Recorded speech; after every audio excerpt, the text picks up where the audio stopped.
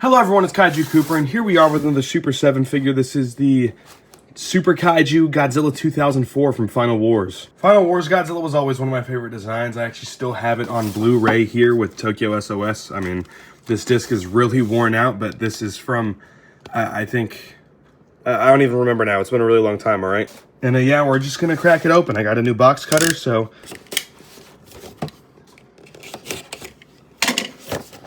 let's see. Okay, there we go.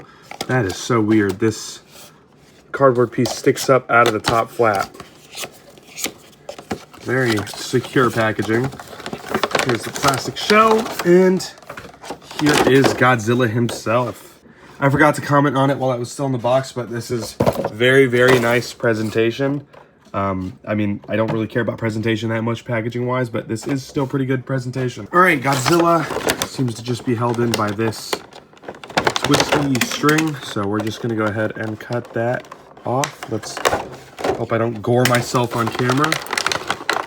And here he is. This is Godzilla 04. He's looking very, very nice. There's also this destroyed building piece. I think it's a little dumb they included a building piece. I mean, why not the Gotengo from the movie? In all honesty, I'm pretty impressed with the quality of this figure. I don't typically go for Super 7 figures, but I actually am finding myself really enjoying this guy. The painting and sculpting here is really superb. They really capture the image of Godzilla from the Final Wars movie incredibly well. The teeth, fingernails, and toes are all painted in this nice dirty bone color that fits the figure very well. I do kind of wish that the tongue went for a more reddish color rather than this kind of dirty brown. The dorsal fins are painted really nice. They kind of fade from this really bright white into this darker gray until fading back into the skin. And I do appreciate it being carried onto the tail despite it being a more rubbery and different material.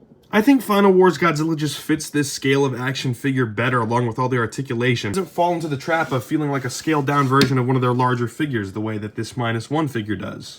I initially liked this figure upon release, but I'm now realizing it's kind of just a scaled down version of their larger Ultimates figure and just with more chibi-like features. Godzilla 04 doesn't have that problem. The combination of joints here ensures that he feels fresh constantly and also is able to pull off some very unique poses that the -1 figure couldn't.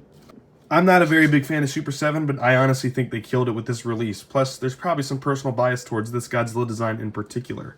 Strongly recommend this figure in all honesty. I would still wait for it to be a little less pricey, but overall, this figure is great. I give it a solid 7 out of 10. Very good articulated representation of Final Wars Godzilla, and God knows that there are worse options on the market.